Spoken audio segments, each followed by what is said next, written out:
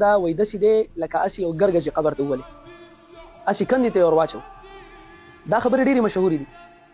یوه خبره دا ده چې د مړي پسې په اوله دویمه درېیمه ورځ باندې خیرات شته دی که نه، دا مستقل موضوع ده او په دې باندې الحمدلله زمونږ بحث شوی دی د سیفیانو سره او هغو په دې باندې یو دلیل هم نه پیش کړی.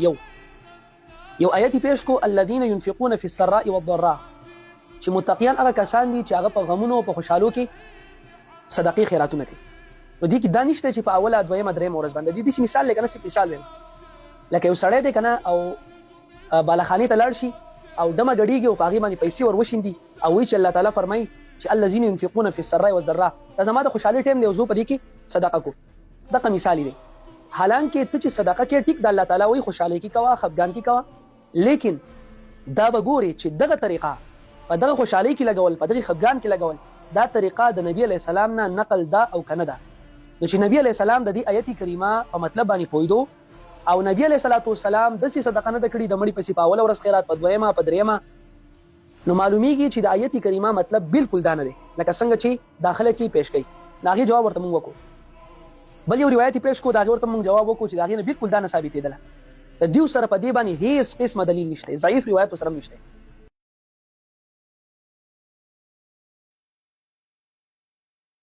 اللهم أخرجنا من ظلمات الوهم وأكرمنا بنور الفهم وافتح علينا بمعرفة العلم وزينا بالحلم واجعلنا من الذين يستمعون القول فيتبعوا أحسنا. وبعد. معزز مؤمنان مسلمانان أهل السنة والجماعة رونو، السلام عليكم ورحمة الله تعالى وبركاته مغفرته. ستاسي حضور کی یو مسله وړاندې کوم، په هغې کې کوم د شریعت حکم دی هغه ستاسو حضور کې ذکر کوم. هغه مسله ده عشاء المیت یا طعام العزا. د تعزیت طعام کوم چې د مړي پسې په اوله ورځ یا په دویمه ورځ یا په درېیمه ورځ کې کیږي، یا د مړي اولنی ماښام دا نوم ورته خلک اخلي، دا څه حکم لري؟ بعضې خلق دي هغې دې ته بدعت وایي، بعضې ورته حرام وایي.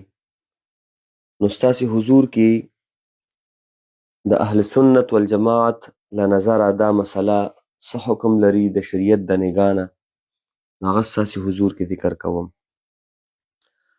معززو یاد ساتئ د مړي پسې چې کوم طعام پخیږي د فقهای کرامو د نظر نه د دې دوه نوعه دي، دوه قسمه دي. یعنی د مذاهب اربعو د اقوالو نه په دې کې هغه د حرمت قول هغه کم یو دی او لهذا د حلالوالي او د جواز قول کم یو دی. نو یادو ساتي د ټولو فقهای کرامو اتفاق دی په حرمت د دې طعام خوړلو کې. کله چې دا طعام د مال د میت نه پخ شوی وي او دغه کم مال نه چې دا طعام پخ شوی دی دا میت خپلو وړو معصومانانو یتیمانانو ته پرېښودی وي او بعضې خلک راولګي بیا د دغې معصومانانو دغه مال راوالي او د دغې میت پسې اوله یا دویمه یا درېیمه یا څلوېښت یا څلوېښت ورځې یا کال وغیره مثلا داسې وایم طعامونه ترې پخوي. نو دا د ټولو فقهای کرامو اتفاق دی چې دا حرام دی، ځکه دې کې اکل د مال د یتیم دی.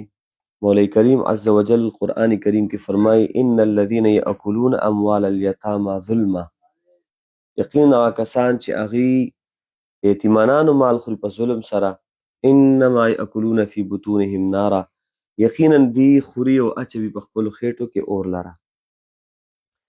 نو دا هغه اول قسم د هغه طعام چې د مړي پسې پوخ شي د یتیمانانو د مال نه وي، نو په دې د ټولو فقهای کرامو اتفاق دی چې دا حرام دی. دویم قسم دا هغه د معززو چې په دې کې د علماء کرامو اختلاف دی د مذاهب اربعو ترمنځ، خو دې لره درې یعنې حالت دي. اول حالت دا دی چې دغه مال د میت نه وي، د کم مال نه چې د اولې دویمې درېیمې ورځ طعام پخ شوی دی دا د میت مال نه وي معززو، بلکې دا د بل چا وي، رورې وي، پلارې وي، تربوري وي، دوستانې وي. دویم نمبر دغه مال چې کوم مال نه دا طعام پخ شوی دی په اوله دویمه دریمه ورځ کې، دا مال د میت وي، خو میت په خپله باندې وصیت کړی وي چې زما د مال نه ما پسې به تاسې خیرات صدقات کوئ، علما قاریان راولي، تلاوت د قرآن کریم وکړي، او د دغې عمل صالح د برکت الله تعالی عز وجل ما ته نجات راکړي. نو د ده دا وصیت به پوره کولی شي د ده په مال کې په دریمه حصه کې محسوس. که چېرته د ده وصیت د ده د دریمې حصې د مال نه زیات و، به نشي پوره کولی. د میت چې کوم میراث پاتې شي، نو د میراث اصول دا دي، د میراث دا علم میراث خبره ده چې د میت اولا د خپل مال نه به ورته کفن او لحاظه دفن دا وکړي. دویم نمبر بیا د هغه باندې قرضونه وي، قرضونه به ترې ختم کړي. کوم مال چې باقي پاتې شي په هغې کې دریمه حصه کې به د ده وصیت پوره کېږي، او که د دریمې حصې نه زیات و نه به پوره کېږي، باقي مال د وارثانو دی. نو دغه دویم حالت چې میت په خپله باندې دا ووایي چې زما د مال نه ما پسې خیرات او صدقات وکړئ. نو دا دویم حالت. دریم نمبر حالت هغه دغه دی چې د میت تمام وارثان بچي دا بالغ وي، غټ وي، پوهیږي، د ټولو اتفاق وي، ټول راضي وي په دې خبره باندې زما د پلار پسې یا زما د مور پسې مثلا دا خیرات صدقات دې وکړی شي، که د اولې ورځې، دویمې، درېمې، څومره چې وي. نو دا هغه درې حالت و چې په دې کې د فقهای کرامو اختلاف دی د علماو. اول حالت هغه چې د میت مال نه وي، ضروري وي، د پلارې وي، د بل چا وي، دوستانو وغیره یا تربورانو، نو دغه قول دغه حالت باندې د فقهای کرامو هغه یعنی قول د جواز دی بغیر د کراهت نه، او دا مذهب د مالکیو دی، خاص کر بیا د هغې د متأخرینو. د مذهب مالکی یو عالم دی، د هغه نوم دی الفقیه احمد بن غنیم النفراوي الازهري. د هغه یو کتاب دی الفواکه الدواني شرح رسالة ابن ابي زید القیرواني. بکا عند المیت دغه ځای کې اول جلد 215 صفحه کې هغه څه وایي کله چې ذکر د حدیث د سیدنا جعفر رضی الله عنه وکړي چې اصنعوا لآل جعفر طعاما، دغه حدیث راوړي، هغې نه پس دا وایي واما ما يصنعه اقارب المیت من الطعام وجمع الناس عليه، هر چې هغه رشتہ داران د میت را لګي او طعام تیاری او خلق را جمع کوي، فإن كان لقراءة او لقراءة قرآن، که چېرته دا د قرآن کریم د قراءت دپارې ونحوها په مثل د دې نور دارنګې اعمال صالحی مما یرجى خیره للمیت، هغه اعمال صالحه چې هغې نه دا امید وي چې میت ته پکې خیر دی، هغه ته پکې نفع ده، فلا بأس به، په دغه طعام کې اسباق نشته دی. واما لغیر ذلك، که د دې نه ما سوا بله اراده باندې وي د فخر، افتخار او لهذا د خلکو د وجې نه د ریا او د سمعت دپاره، فیکره، بیا مکروه دي. ولا ينبغي لأحد الاكل منه، چا لره هم جایز نه دي چې د دې نه خوراک وکړي، الا ان يكون الذي صنعه من الورثة بالغا رشيدا فلا حرج في الاكل منه.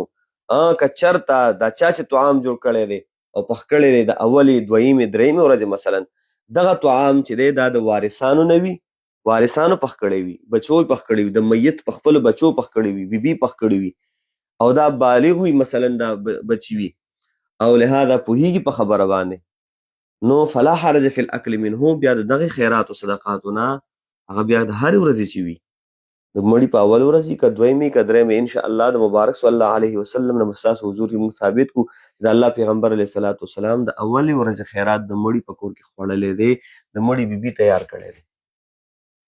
پوه شو؟ دوی وایي چې مثلا د مړي خپلو بچو چې پخ کړي وي هغه حرام دی، هغې نه انشاءالله ثابت وکړه خیر. دارنګې د اصحاب کرامو رضی الله تعالی عنهم نه به هم ستاسو حضور کې موږ پیش کړو.